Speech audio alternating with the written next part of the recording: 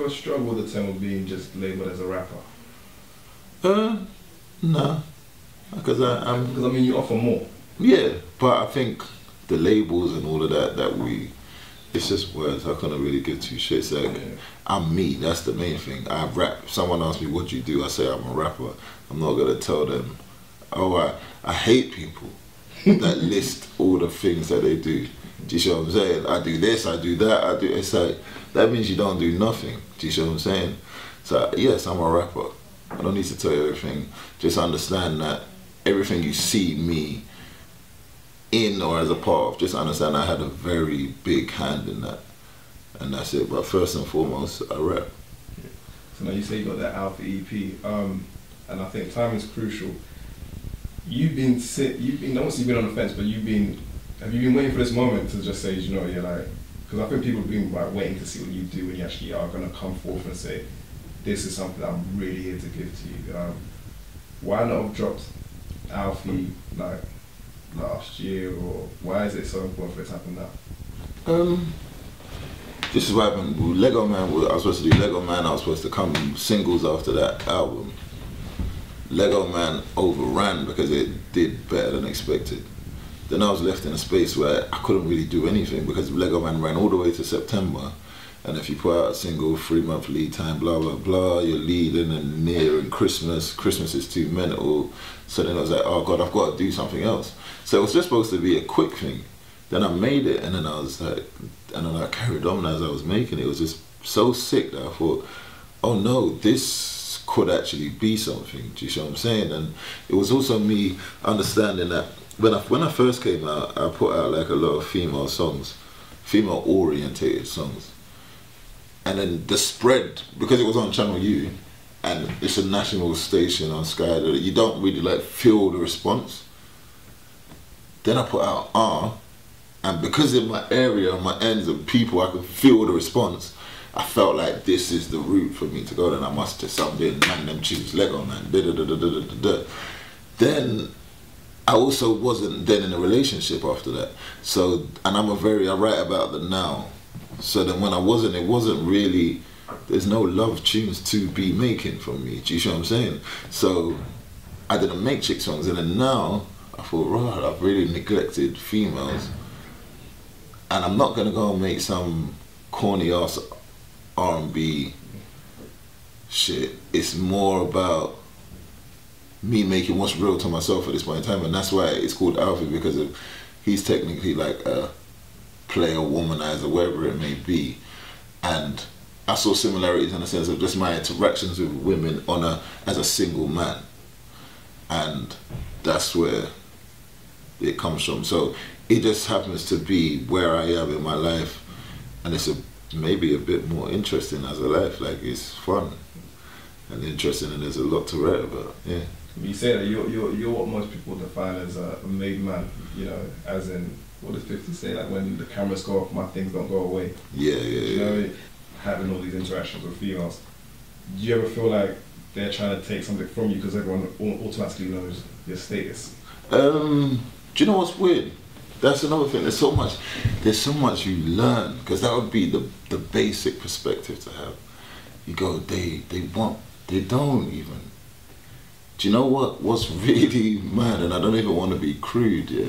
But someone said, one of my friends said to me, they don't even want nothing from you. They just want Rich Willie. That's what he said. And I was like, what kind of a horrible, weird way is it to put it like that? But in the real sense of it, sometimes it's not as, it would be basic for me to write from that perspective. Oh man, these hoes just want my money. They don't. They just come, sometimes they just want to roll. Sometimes they just want to be, they don't want a range. They just want to be in the range with me.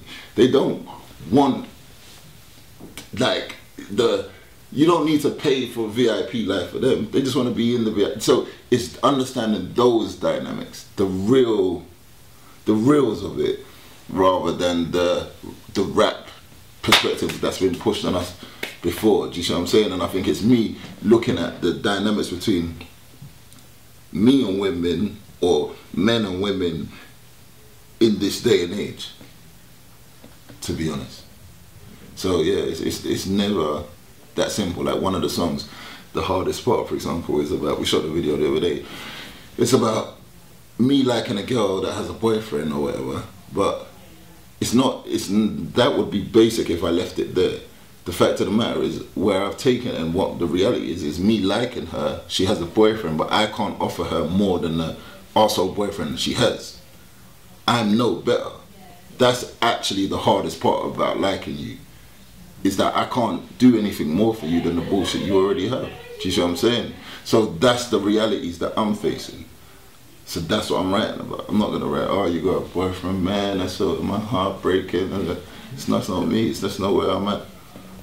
It's really enlightening, because it's like you are challenging, it's almost like you're kind of like, not challenging yourself, but you're being very honest with yourself, without a filter. And that's what Alfie's about. If you see, Alfie's one of the first films where they broke the third wall and spoke directly to camera. That didn't really happen in film before. So in that, when you talk to yourself and really analysing yourself, to me it's like when you break that third wall. Do you see what I'm saying? It's just now, oh right, it's not everybody else's perception of me that matters, it's my own perception of myself. And that's what Falling High is about. Everybody else's perception of me is that I'm the fucking man, like I'm this, as you say, I'm made, everything's good, but it's not, because I do care about the amount of money that I've blown on this shit. Do you see what I'm saying? And me having some groupies and some chicken heads and everybody going G-Fresh, that's not enough. It's not enough. They don't pay no school fees, trust me. And they're a lot. Yeah. Yeah, saying that though, like you're one of the most ambitious people I know. Because we talk and some of the things you say just even opens my mind to new levels. How far do you envision taking G-Fresh being taken with rap? Do you know what? This is the maddest thing, and this is the Falling High aspect of it. Yeah, is that maybe I'm crazy, maybe I am high, maybe I'm high to think that I could be the biggest thing ever. Do you understand what I'm saying? Maybe that's mad, but that's what I see. To be honest, like that's what I see. Like I'm like, well, yeah, like I can be the best, like in every way, shape or form, and if they allow me to, I can. If they help me to, I can. If I have all those resources available and I just work as hard as possible, I can. Do you see what I'm saying? And it's as simple as that. But then the world teaches you to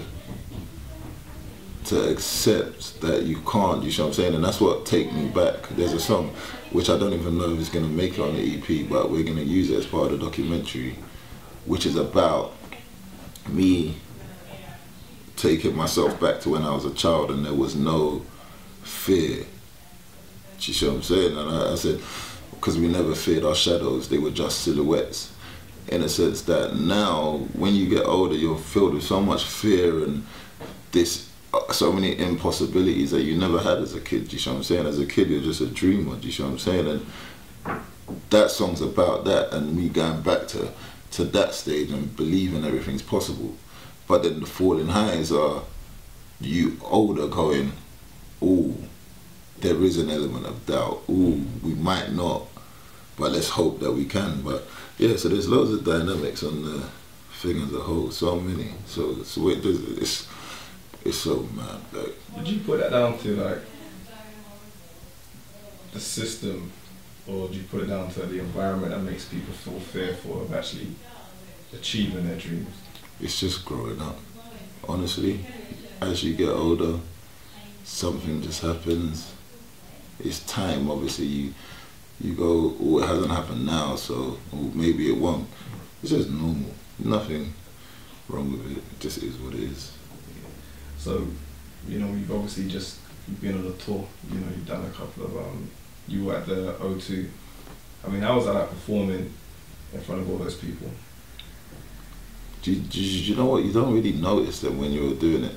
What you do notice is when you're doing a sound check and the seats are empty in the space. So that's when you notice it. But when they're there, it's just another crowd. Yeah. But when that place is empty, you realize, wow, like Tiny really did a lot to fill this place up. Do you see what I'm saying? Like, and that was the shock for me, to be honest. And back onto the Alpha EP. Have you slotted in a date of when you're gonna be putting it out? Yeah, May sometime, like towards the end. Okay, so that's pretty soon. And it's gonna be on iTunes and stuff. So no free. To be honest with you, yeah, I wanted to do it for free, Yeah. but it's got to the point where I can't just keep giving out free music. Do you see what I'm saying? And yeah, well, do you know what? As I said, I had a conversation with Tiny the other day, and we were talking about. He asked me to do 100K at the O2 for a show, and I said, "Are you sure?" And he goes, I said, "Are you sure? Like, you know, like that's like, you know, the crowd and you sure 100K at your show?" He goes, "Well, if not now, then when?" And it was like, that's where we've got to with the EP. If I'm gonna sell, if I'm gonna be an artist, I'm gonna have to sell one day. So if not now, then when am I gonna do it? Do you see what I'm saying? Am I gonna go and test the waters with my album the first time, selling something? That's mental. Do you see what I'm saying? So yeah, it's for sale. But it's kind of just that instinctively, just for like just to feed the consumers and let them actually. Instinctively, I just want as many people to hear it as possible. And I understand that some people don't want to pay for music. I understand that some people can't afford to pay for music. And I understand that giving out music for free is sometimes the best way to get it to as many ears as possible. And with me, that's always my thing. I just want as many people to hear it as possible. But I hope they'll hear it in this way also. You said before about Gordon versus kind of like G Fresh. But it seems almost like Gordon in the CP is actually Gordon we're getting. 100%, but Gordon is it's still me. It's all me. It's just that it's just another side to me. It's me looking at that. It's me writing the man, talking about all the girls I got showing off, to then going, "Oh, do you know what? When you're running around chasing all these girls," and then I tell my little sister, I said, there's a line where I go, I haven't seen my sister smile in a while. I said, I've been too busy, so I ain't been around.